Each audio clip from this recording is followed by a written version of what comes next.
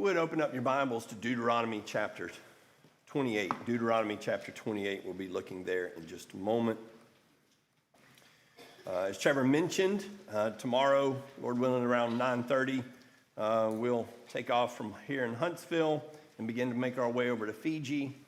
And we'll be spending just under a month there.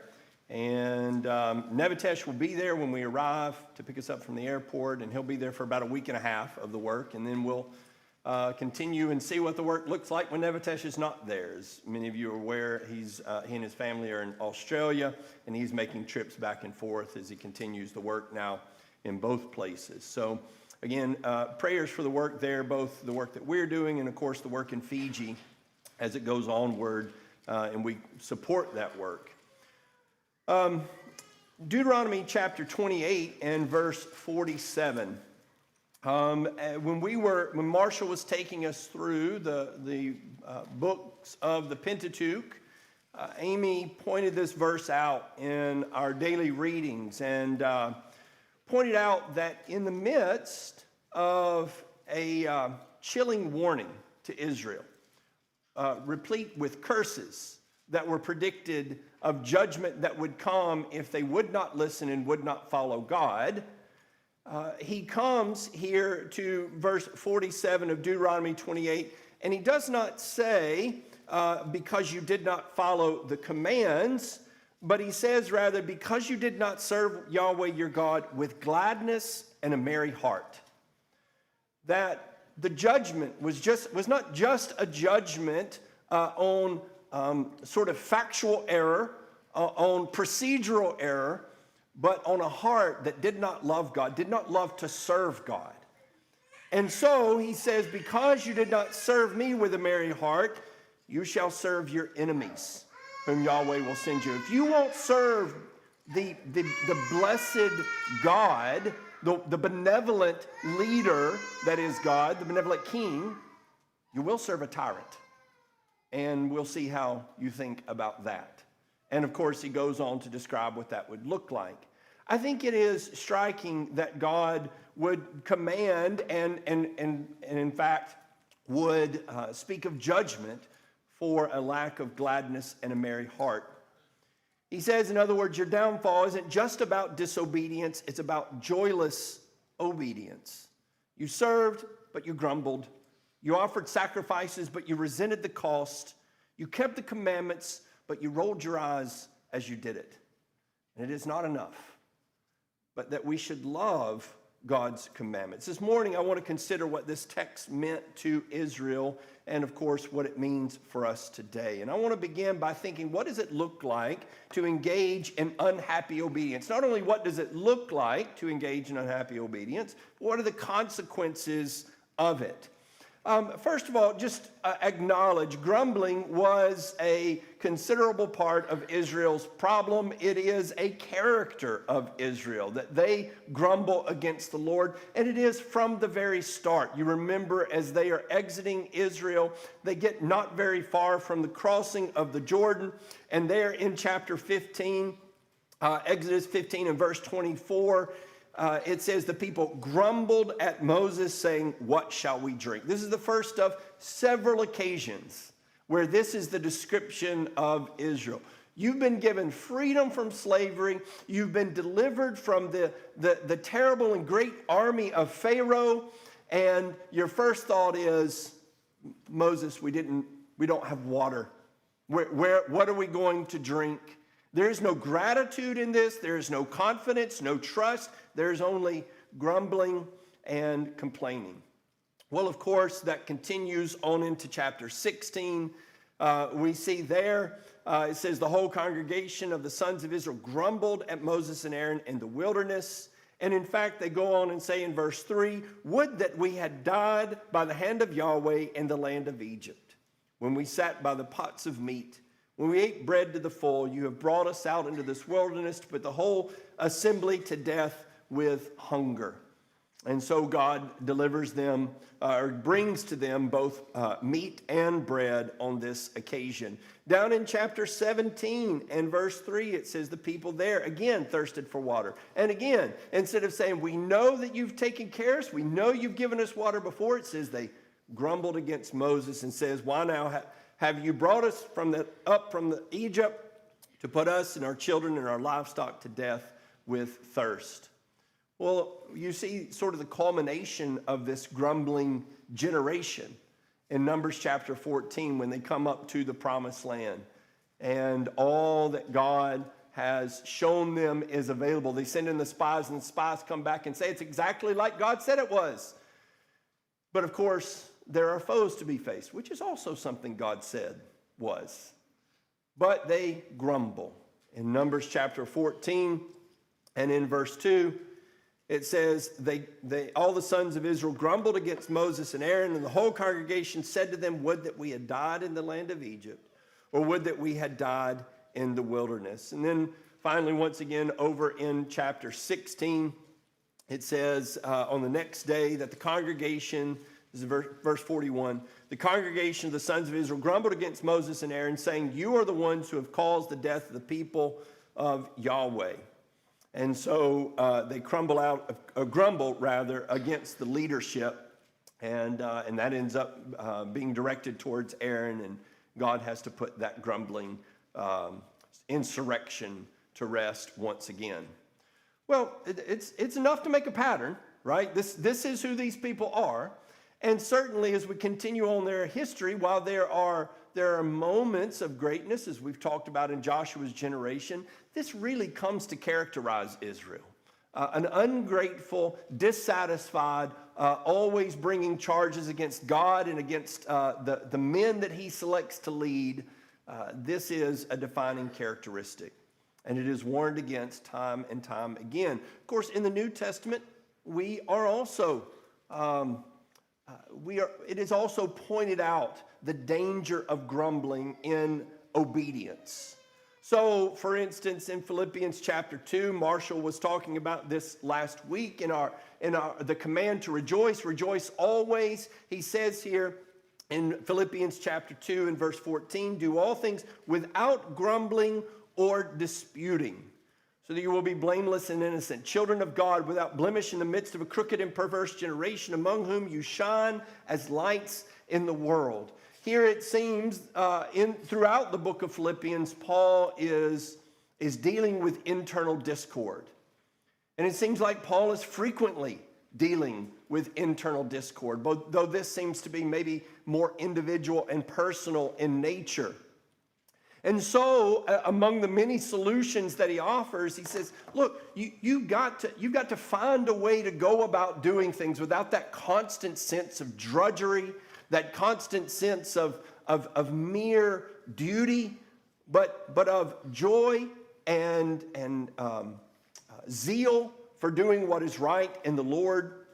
In 1 Peter chapter 4 and in verse 9, Peter commands, along with the command of hospitality to do so, he says, without grumbling.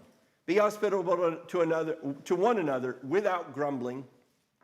And again, there's just an acknowledgement here that here is an activity, here's a command that often can lead to a sense of just grudging duty. Yes, I'll do it. Yes, we'll have people over. Yes, we'll open up our home. But man, what a mess it creates, what an inconvenience, and all sorts of that makes the whole command pointless. Don't do that. Like, do it with a heart that wants to serve, that is committed to the whole point, which is to build relationship. The grudgingness goes in entirely the opposite direction. And finally, in 2 Corinthians chapter 9 and verse 7, as we're being commanded to lay by in store, as we talked about just a few moments ago, that he says each one must do as he's purposed in his heart, not grudgingly or under compulsion, for God loves a cheerful giver. Again, God is dissatisfied with the one who comes and does the thing that he says to do, but does so with a heart that wishes he didn't have to do that. that wishes there were some other way, that longs for a way out, perhaps even, of the command, that despises maybe the command while he is in some way outwardly being obedient to the command. You might have said on occasion, well, at least I got it done. At least the task was accomplished. God does not deal with these sorts of phrases. This is not, he is not satisfied with that notion of at least I got it done. What are some of the problems with this attitude? I think there are times and places where we might be satisfied with somebody, even if they did it grudgingly, if they just did it. I'll tell you, dealing with government entities, dealing with DHR and things of that nature, there are times where I don't care what the attitude was when they filed the paperwork or something, just that they did it, right? I wouldn't even complain. If they did it with grumpiness and sullenness, just do it. Like, that'd be fine. And I would have gotten what I wanted. But when we're talking about the attitude is part of the expectation in this case. The attitude is part of the command in this case. And when we go about grudgingly, there are several things that are going on that we need to consider. First of all, a grumbling heart indicates a lack of trust. That's what you see with Israel, right? In all of their grumbling, what is at the root of it is a heart that does not trust God. They don't come saying, listen, I know that you will take care of us, but what is it that we are to do to get water? They look at it as we are all going to die. God's delivered us, and now he's delivered us to just rot out here in the wilderness, which is asinine, right? That's wild to think that God would bring you this far and just, oh, well, there you go. From here on out, you're on your own. I've delivered you from great armies, but I can't provide water for you. Now, what a small thing it should have been for them to entrust, ask God for this thing that they should have known he would have given to them. As I think about this idea of trust, over in Malachi chapter 3, as I said, this is a continual problem for Israel. Malachi is all about people who are trying to get the box checked, but without the heart. And he's exposing what all happens when you go about trying to serve God that way. Beginning in verse 7 of the 3rd chapter, Malachi says, "From the days of your fathers you have turned aside from my statutes and have not kept them. Return to me, and I'll return to you, says Yahweh of hosts. But you say, how shall we return? Will a man rob God? Yet you are robbing me. But you say, how have we robbed you? In tithes and contributions. You are cursed with a curse, for you are robbing me, the whole nation of you. Bring the whole tithe into the storehouse, so that there may be food in my house." And then here's the element of trust. "Test me now in this, says Yahweh of hosts, if I will not open for you the windows of heaven and empty out for you a blessing until it is beyond enough. And then I will rebuke the devourer for you, so that it will not corrupt the fruits of the ground, nor will the vine in the field fail to bear, says Yahweh of hosts. So all the nations will call you blessed. You shall be a delightful land, says Yahweh of hosts." What you have here is God saying, you don't do this, and you don't do it because you don't think I'll do what I said. You don't think I'll keep my promises. And I'm telling you, if you would just test me on this. This is in Jeremiah, when Jeremiah calls the people back, among all the things that he's asking them to be obedient, he calls them back in one instance to the Sabbath. He says, just keep the Sabbath. Just shut down all of the shops and the trade that is going on at the gates on the Sabbath day. Just do that and see what wealth will march in the gate because you trust me. But they won't do it. And a lot of times that's the problem. That's what makes the grudging, is because we are uncertain about the efficacy of what we're being told to do, about whether it's truly good for us. We do it because we're told, look, they're in charge, so I'll do it. I think, again, this is what happens in the relationship between children and parents often when there's friction, is children go, look, they're the parents. What other choice do I guess I'll do it. That's not it. What we want is a relationship that says, I trust them.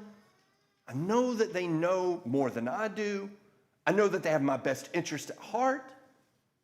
And so even if I don't fully understand every command they give, I do it out of a sense of loyalty, hoping to learn all along what it is that they're guiding me into, because I know it's for my best. And certainly we ought to have that attitude when it comes to God. But they did not have that attitude when it came to God. I think about the difference between somebody who's demanding of us like a coach. When a coach asks his players to do things, the players who trust him, the players who believe that when he tells them to do something, if they do it, it will make them better, it will increase their capacity to win and so forth. And so they do it with zeal. And they run those sprints, they run up and down the bleachers, they do all the things that are not fun, but they just have that trust in him. And the phrase that is often used, they would run through a brick wall for that man.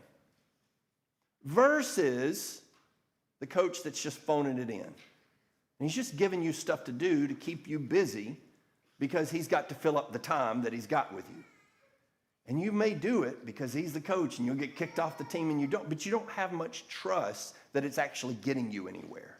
What is a massive difference in how you go about responding to that sort of thing? It may be the very same things you're being told, but the heart towards the one who's telling you that is going to change the way that you go about fulfilling that task. In James chapter 1 and verse 5, if any of you lacks wisdom, let him ask of God, who gives to all generously and without reproach, and it will be given to him.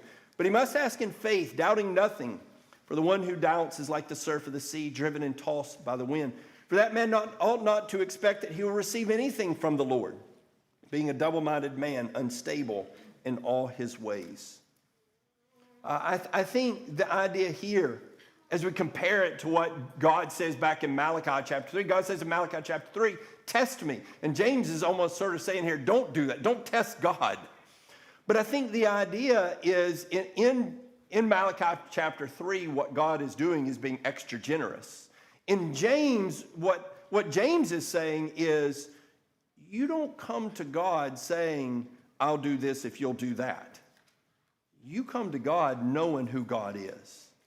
And when you ask God something, you ask with the mindset of, listen, I know what you've promised, and I know you'll deliver on your promises. And I know that you may not deliver on my time and in my ways, but I know you will. And so I pray in that way, with that sort of confidence. But if you come with the mindset that doesn't, if you pray the grumbling prayer, God, I am asking and I am demanding, whoa, don't you think you'll get anything out of that, is what he says here. So that heart will not, even if you say in the words, it's not going to get you the thing that you want in the end. Ultimately, though, it's not just that you'll have the wrong heart. You won't really fulfill the commands. You're not going to be able to do what God wants you to do if you don't have the heart that is part of obedience. You remember in 1 Samuel chapter 13, Saul's first major failure. His first failure has to do with military engagement with the Philistines. And it says in verse 8 that Saul waited 7 days. This is 1 Samuel 13. He waited 7 days according to the appointed time set by Samuel. But Samuel did not come to Gilgal, and the people were scattering from him. So Saul said, bring near to me the burnt offering and the peace offerings. And he offered the burnt offering. And as soon as he had finished offering the burnt offering, behold, Samuel came. And Saul went out to meet him and greet him. And Samuel said, what have you done? And Saul said, because I saw that the people were scattering from me, and that you did not come within the appointed days, and that the Philistines were assembling at Michmash. Therefore I said, now the Philistines will come down against me at Gilgal, and I have not entreated the favor of the Lord. So I forced myself to offer the burnt offering. This is, I think, the sort of language we use very often when we try to find a way around doing what God said. I didn't have any other choice. What did you want me to do there? I mean, that's kind of the scenario. What else could I do? Well, you could have waited. I could have died. You'd have died waiting on the Lord. And that would have been all right. That would have been better than what did happen. Now, not only that, you could have trusted that God would deliver you. And in this particular case, God has made certain promises so that Saul should have known he would not have died waiting on the Lord. But even if he had, that would have been all right. But here is a man who shows right here a pattern that will go throughout the rest of his life. He doesn't trust God. And so when push comes to shove and when he's up against it and God says to do something and he evaluates it against his own wisdom, he'll do what he thinks is best. Which is, I think, the way a great many people go along living their lives. And they think that they're Christians because they do a lot of the things that God says to do because they think those are pretty reasonable things to do. And they are no better than Jehu that we studied about this morning, who goes along and with seemingly righteous vengeance wipes out someone who also happens to be his own enemy and conveniently puts him into power. But then when it comes to pushing back all of the encroachments, he is unwilling. He's willing to push back against Baal worship, almost certainly for partisan reasons. But he will not push back the worship of Baal, or rather the worship of Jeroboam. That probably would have been politically inconvenient. Probably would have been political suicide. So we're not going to do that. People get into tight spots when they come up against some difficult teaching of God's word, and the phrase that comes out of their mouth is, what else could I do? Serve God. That's what you could do. To my own hurt, to your own hurt. To my own death, to your own death. That's what you could do. And that is what joyful obedience will do.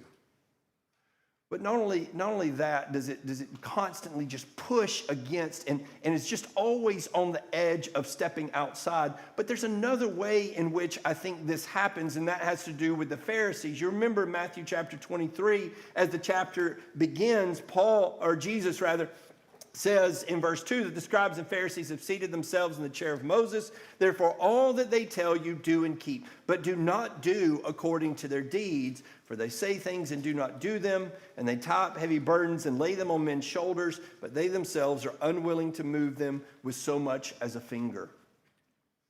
Sometimes, because Jesus says in verse 3, do according,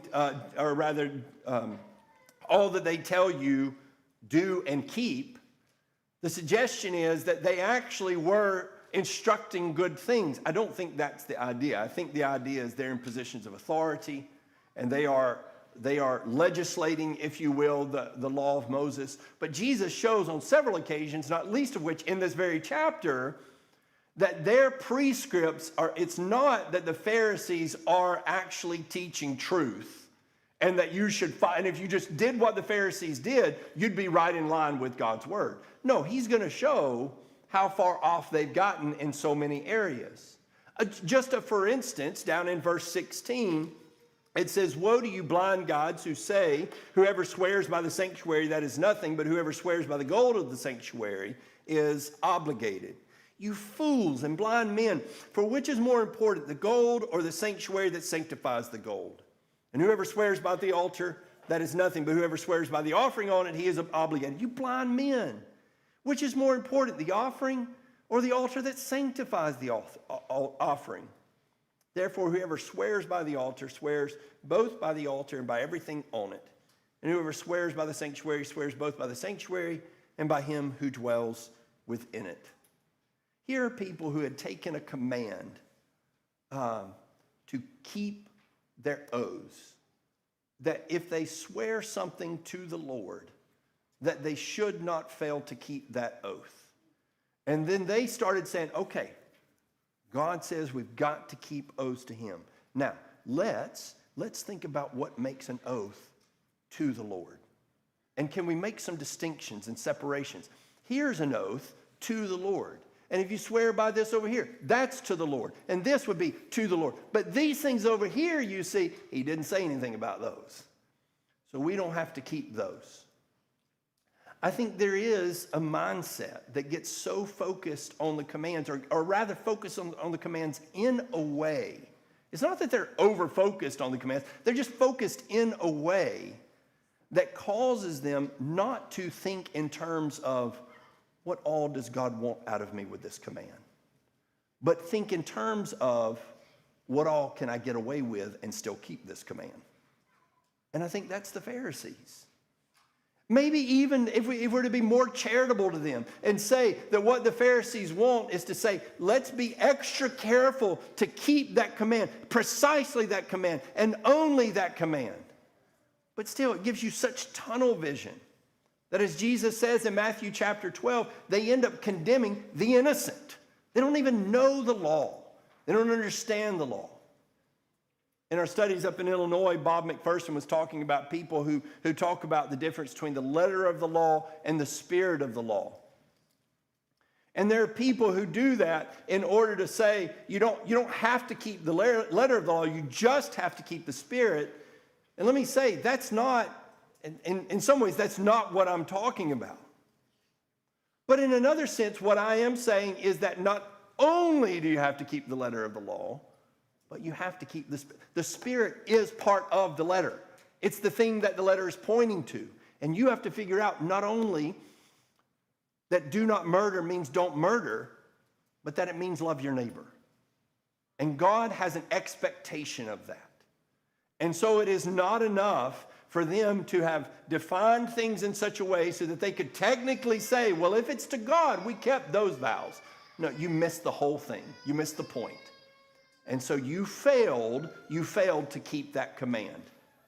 Well, so it's not just it's not enough to do the command, you also have to have the heart. It's that if you don't have the heart, you won't keep the command. Well, then what are we supposed to do? We need to learn to love the standard. I've used this phrase a few times recently. We need to know God's standard and learn to love God's standard. There's so many passages throughout the Old Testament. Larson Plowler did an excellent job when he was with us talking about the way that Psalm 19 and verse 10 speaks of God's word, God's law. Beginning in verse 7, this portion of the psalm that we sing from time to time, it says, "The law of Yahweh is perfect, restoring the soul. The testimony of Yahweh is sure, making wise the simple. The precepts of Yahweh are right, rejoicing the heart. The commandment of Yahweh is pure, enlightening the eyes. The fear of Yahweh is clean, enduring forever. The judgments of Yahweh are true. They are righteous altogether. They are more desirable than gold, even more than much fine gold. Sweeter also than honey and the drippings of the honeycomb." Likewise, over in Psalm 119, which is so very focused on the law of God. In verse 72, "The law of your mouth is better to me than thousands of gold and silver pieces." And then finally over in 1 John chapter 5 and verse 3, again, just one among many passages throughout the New Testament we could point to in this regard, but it says, "For this is the love of God, that we keep his commandments, and his commandments are not burdensome."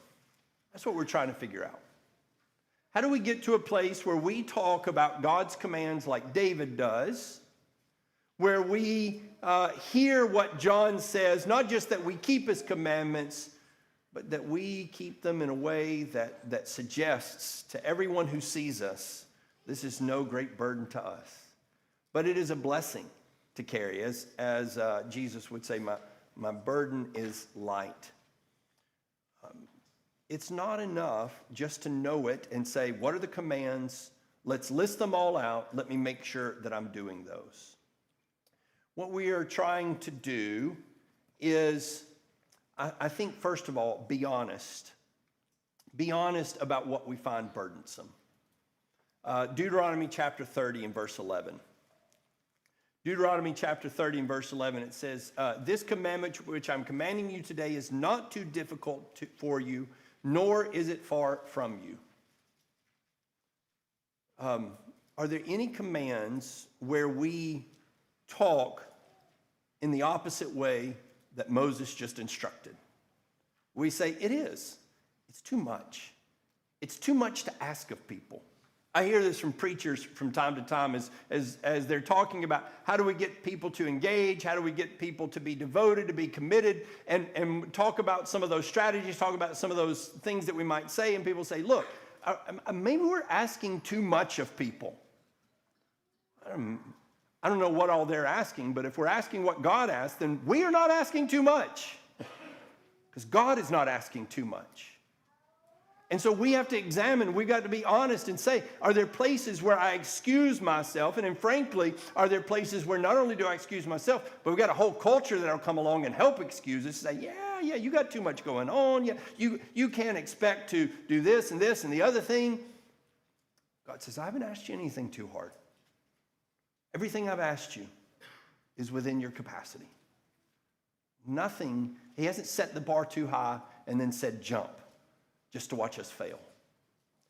Our failures are of our own making and our own culpability. In Matthew chapter 19, regarding marriage and divorce and remarriage, it says the response of the disciples in verse 10 was this: if the relationship of the man with his wife is like this, it is better not to marry. I think some Christians still respond that way to Jesus' teaching on marriage, divorce, and remarriage. That's awful. That's too much.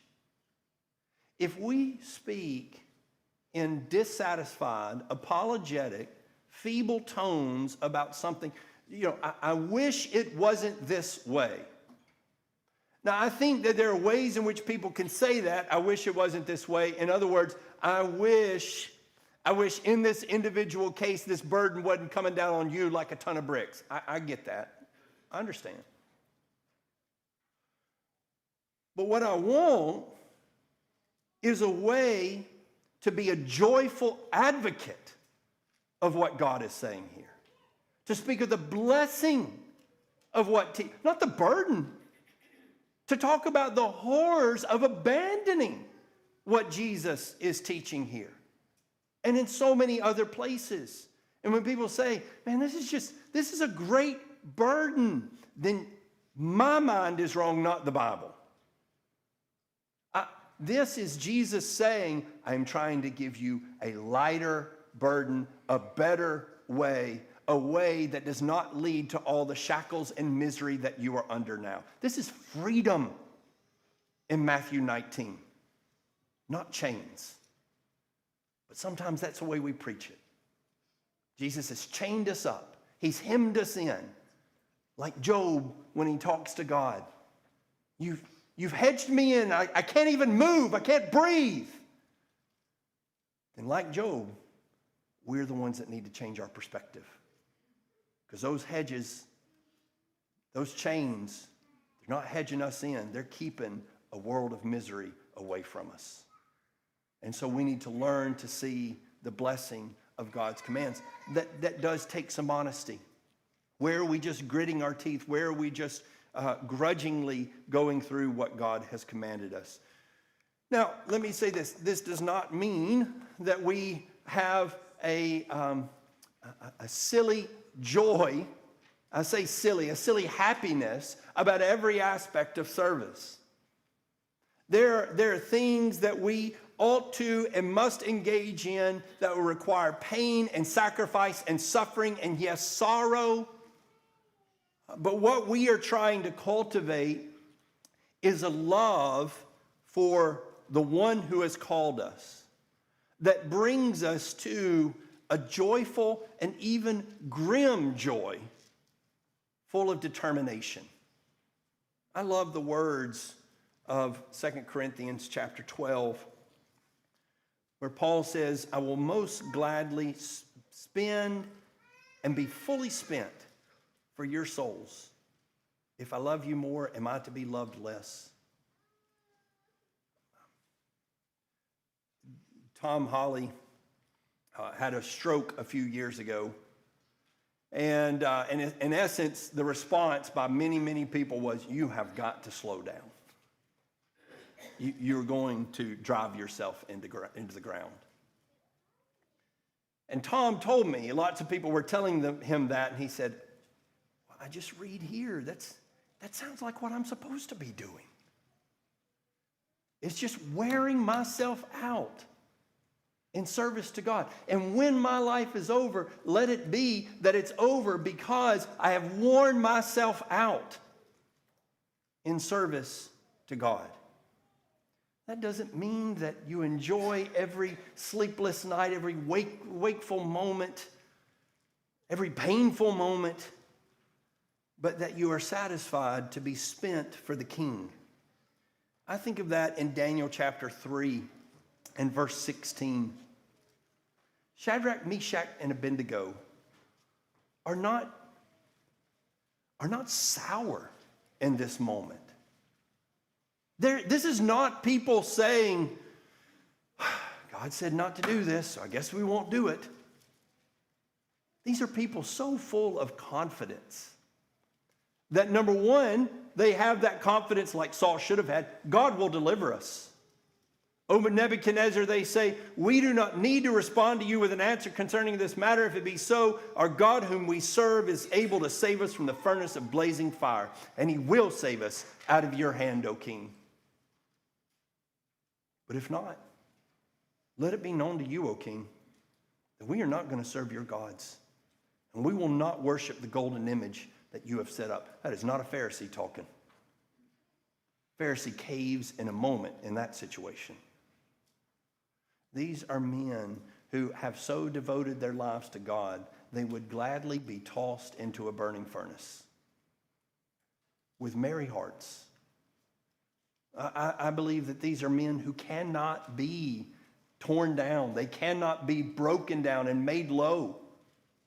Like Acts chapter 5, the men who are beaten for the cause of Christ, they go out rejoicing. Why? Because here was a moment that I could approach the sort of service that Jesus has done for me. That I could get even close to it. When our children, I've talked about this before, when our children are young, they want to help.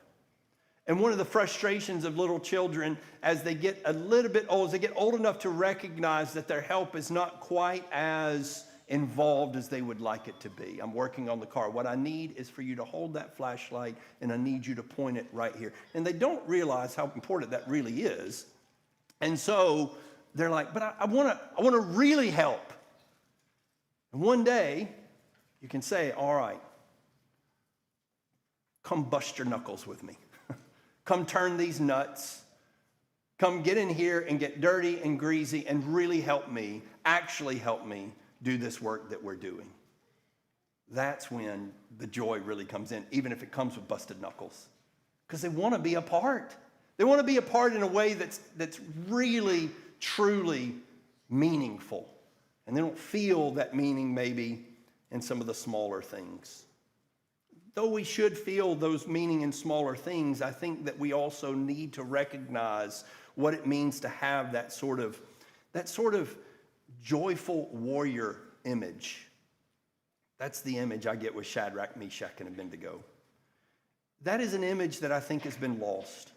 Ever since World War I, images of noble warriors have gone to disillusioned warriors. We came away with books like All Quiet on the Western Front, going from we fight for our country to what is the point? What are we even doing here? We began to develop a mythos about soldiers that they were wasting their lives. And we lost poetry like Henry V's speech in Shakespeare's play, we few, we happy few, we band of brothers. For he today that sheds his blood with me shall be my brother, be he ne'er so vile. this day shall gentle his condition. And gentlemen in England now abed shall think themselves accursed that they were not here, and hold their manhoods cheap while any speaks that fought with us upon St. Crispin's day. That's beautiful. He's saying, do you think that this is a bad moment to be in this? No, I'm going to tell you that the people who are in this war, you shouldn't be envious of the man in his bed. The man in his bed should be envious of you. Because you get to fight for this noble cause this day. Sometimes people say what we want to do is serve out of love and not out of duty. Robert E. Lee, in entering into the Civil War, said, duty then, as he wrote home to his wife, duty then is the sublimest word in our language. Do your duty in all things. You cannot do more. You should never wish to do less. Somebody says, don't do it out of duty. No, I'm saying love duty. Love it. That I could give my life, as Nathan Hale said in the Revolution, I regret that I only have one life to give to my country. I regret that God hasn't called me to more. Oh, we get a nation of that, then you don't get judgments like come in Deuteronomy chapter 28. We need to then bring this to our children and teach them the same. Deuteronomy chapter 6 and verse 4, he says in verse 7, you shall teach them to your children. Teach what? Verse 4, hear, O Israel, Yahweh is our God, Yahweh is one. You shall love Yahweh your God with all your heart, with all your soul, and with all your might. These words which I'm commanding you today shall be on your heart. You shall teach them diligently to your sons, and shall speak of them when you sit in your house, and when you walk by the way, when you lie down, and when you rise up. Teach them what? Love God, love God, love God. That's going to involve a lot of conversations. You see, one of the difficulties is we're trying to teach our children to love the standards is so often what we want is just do the thing. Right? If I could just, I don't care if they're rolling their eyes. I don't care if they're huffing. I don't care if they're mad at me. I just need them to obey. And I know there are moments where that is all that we hope to accomplish in a single session. But it's not what we want to accomplish on the whole. And so we've got to be engaging in telling Bible stories and telling stories that point them to the love that we have, the devotion that we do this for, the devotion to family, and through family, the devotion to God. That's the sort of conversations that have to be happening when we rise up and when we lie down. But that's going to involve modeling. Do we display a merry and glad heart as we go about serving God? Or are we, contrary to Peter, yes, we're engaging in hospitality, but they hear all the grumbling that we're doing about that before the guests arrive and after they leave. But I'll also say this, it does involve some discipline for attitudes and not just behavior. In Proverbs chapter 30 and verse 17, the eye that mocks a father and despises obedience to a mother, the ravens of the valley will pick it out, and the young eagles will eat it. This is the writer of Proverbs saying, you will be destroyed for your rolling eyes. It's not enough for them to just do it with rolling eyes. There is a time to exact discipline for poor attitude, but specific technical obedience. Don't roll your eyes at me. You come back here, you try that again. I tell you to go clean your room, you say, fine, no. That's not part of it. You come right back here. Try again. And we'll do this as many times as we need to until we get it right. You say, you can't teach attitudes. God expects you to, both to yourself and to your children. That through modeling and through discipline, we are bringing them to showing, we're bringing them to a point, this is how we obey. And this is what that looks like. And so we discipline them towards not only meeting the standard, but loving the standard. Well, finally, and very briefly, in the second verse there of our context, Deuteronomy 28 and verse 47. He says, not only that this judgment is coming because you did not serve Yahweh your God with gladness and a merry heart, he says, but you shall serve your enemies whom Yahweh will send against you. He says that you didn't do this in verse 47 with gladness and a merry heart because of the abundance of all things. You were not thankful. This is at the root of, again, along with a lack of trust, is a lack of gratitude. We don't appreciate what we have. And so, for instance, my mom told a story one time of her complaining against my grandfather's rules and maybe curfews. I don't know what all. She was saying, it's you make it so hard. And he knew somebody was a little harder parent, and he said, you could go live with. And she was, okay, well, these rules aren't so bad. I think that's sort of what God is saying here. You think my rules are hard? My rules make life better. The world's rules, that's where misery is. And I'll give you over to them. And I'll let you serve that tyrant instead. If you don't like serving God, he won't make you. Again, Larson made this point in one of his lessons. Marshall's been making this point recently. God will eventually give you what you want. But he's trying to convince you to want better. And so, we need to acknowledge that even if we gain freedom from God, all we have done is done so by gaining shackles of another. Shackles that provide far more difficulty, and difficulty that comes with no reprieve, no let up. Do you not know, Paul says, that when you go on presenting yourselves to someone as slaves for obedience, you are slaves of the one whom you obey, either of sin leading to death or of obedience leading to righteousness? One way or another, you're going to serve somebody. John chapter 8 and verse 34, Jesus, in trying to convince the Jewish leaders, said, truly, truly, I say to you, everyone who commits sin is a slave to sin. You are slaves. We are all slaves. And we will be slaves to the one who sets us free from all other taskmasters.